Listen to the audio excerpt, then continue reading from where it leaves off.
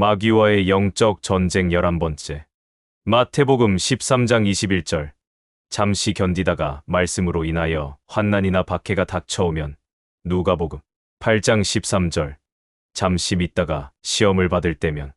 돌밭은 사람의 마음에 성령의 뿌리가 약한 것도 아닌 아예 없는 상태입니다. 사람은 인간 세상을 살아가다 보면 무수히 많은 역경을 겪게 됩니다. 그런데 이러한 역경이 내가 조심하고 조심한다고 해서 막을 수 있는 것들이 아닙니다. 그리고 이 세상 어느 누가 역경이라는 것을 좋아하고 즐거워하겠습니까?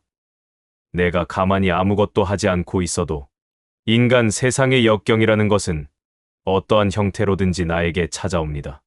믿음으로 시작해서 진리의 말씀을 듣고 깨달아서 즉시 기쁨으로 다가올 때쯤 반드시 마귀도 함께 찾아오게 됩니다. 저자가 항상 강조하는 것이죠. 이것이 바로 영적인 양면성인 것입니다.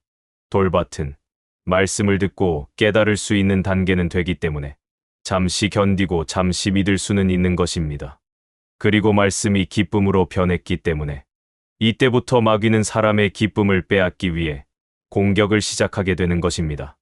길가인 사람은 깨닫지도 못하기 때문에 마귀가 공격조차 하지 않고 그 사람의 믿음을 그냥 빼앗았지만 돌밭인 사람은 깨닫고 기쁨을 얻었기 때문에 그 기쁨을 파괴하기 위해서 마귀의 공격이 시작되는 것입니다. 앞에서 역경이라는 표현을 사용했습니다. 현실에서 마귀의 공격은 이러한 역경과 같은 형태로 오게 됩니다. 어떠한 역경이 닥치게 될지는 사람마다 모두 다릅니다. 그 이유는 매우 상식적이지만 사람마다 개인적으로 처한 상황과 생활하는 환경이 모두 다르기 때문입니다. 어떤 사람은 가족으로, 어떤 사람은 신체적으로, 어떤 사람은 사회적 환경으로, 어떤 사람은 직업으로, 어떤 사람은 자녀로, 어떤 사람은 부모로, 어떤 사람은 배우자로, 어떤 사람은 경제적으로, 어떤 사람은 돈 때문에, 어떤 사람은 진로 문제로, 어떤 사람은 정신적으로, 어떤 사람은 사고로, 어떤 사람은 내면의 문제로 등등. 인간의 세상에서 사람에게 닥쳐올 수 있는 역경은 정말 셀 수도 없이 그 경우의 수가 너무나 많습니다. 전부 다 표현을 할 수 없다는 것이 아마도 정답일 것입니다. 저자도 영적 초보였을 때는 정말로 많은 온갖 역경들을 겪으면서 인간 세상을 살아왔습니다. 행복한 적보다는 근심, 걱정, 슬픔, 아픔, 고통, 괴로움 등이 훨씬 많았던 것 같습니다. 지금 생각해보면 말입니다. 인간 세상의 행복, 지금까지 살아오면서 근심과 걱정 없이 진정으로 행복했었던 적은 별로 없었던 것 같습니다. 수십 년 동안 한두 번 정도. 그나마 인간 세상에서의 잠깐의 행복은 시간이 지나고 때가 지나면 안개와 같이 사라집니다. 그렇기 때문에 인간 세상의 미련은 영적으로 아무런 의미가 없는 것이나 마찬가지입니다. 그러나 삼위일체 하나님을 향한 영적인 모든 것은 인간 세상의 안개처럼 사라지는 것이 아니라 영원히 존재하는 것입니다. 그리고 절대로 사라지지 않습니다.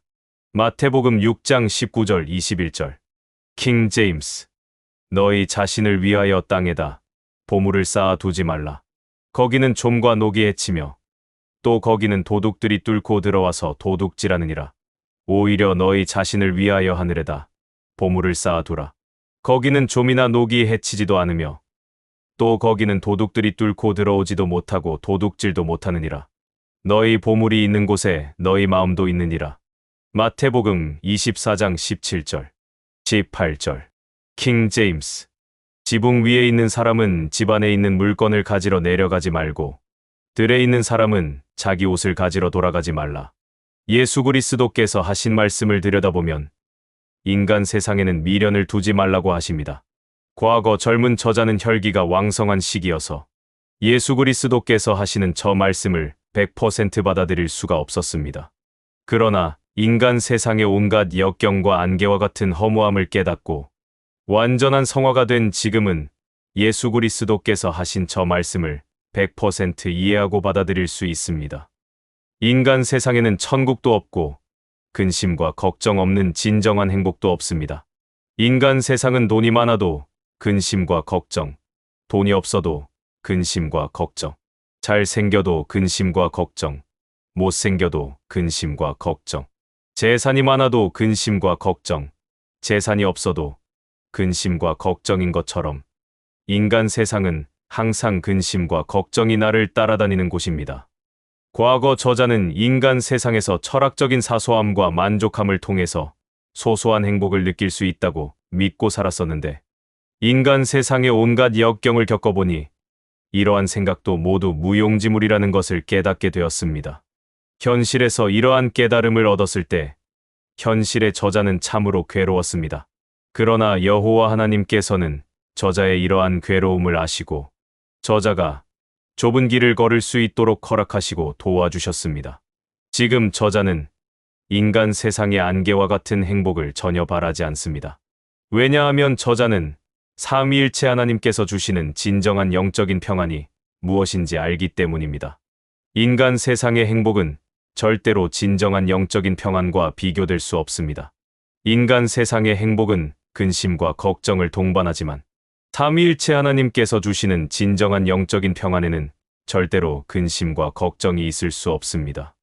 저자가 장담하건대 사람이 거듭나지 않으면 절대로 인간 세상의 근심과 걱정에서 완전하게 해방될 수 없습니다.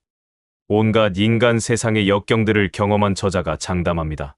그렇기 때문에 저자가 저자의 이 영상을 시청하시는 분들에게 좁은 길을 강력하게 추천하는 것입니다.